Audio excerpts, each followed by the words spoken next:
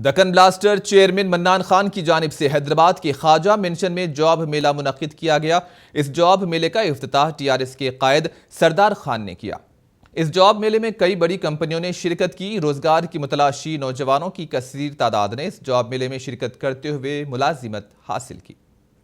जैसा कि आप सबको मालूम है, स्पॉट जॉब मेला हम इसलिए रखा गया है कि अनएम्प्लॉयमेंट बहुत हो चुका है हैदराबाद में। वो बच्चों को सपोर्ट करने के लिए हम लोग मंथली 3 या 4 जॉब मेला कर रहे ताकि जल्द से जल्द अनएम्प्लॉयमेंट ख़त्म हो। ये तभी ख़त्म होता है जब कंपनीज़ और स्पॉन्सर्स या सपोर्टर्स ये जब एक ही ट्रैक पे चलेंगे तो ये अनएम्प्लॉयमेंट ख़त्म होगा। और तकरीबन हम लोग 100 से ज़्यादा यहाँ पर जॉब दिया है।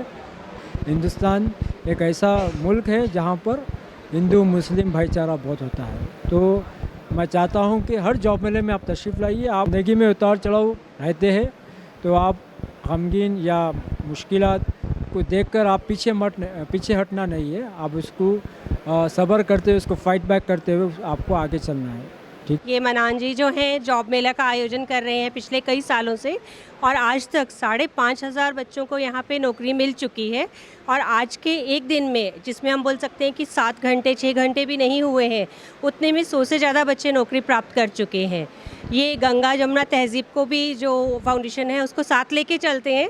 लेकिन मैं इसमें एक शब्द और ऐड करना चाहूँगी कि जॉब मेला में बच्चों के टैलेंट की जो कदर हो रही है, तो मैं कहना चाहूँगी कि ये गंगा जमुना नहीं, गंगा जमुना सरस्वती का त्रिवेणी संगम है जो मन्नान जी यहाँ पे एफर्ट्स डाल रहे हैं। और त्रिवेणी का आप जानते हैं भारत में कितना महत्व है।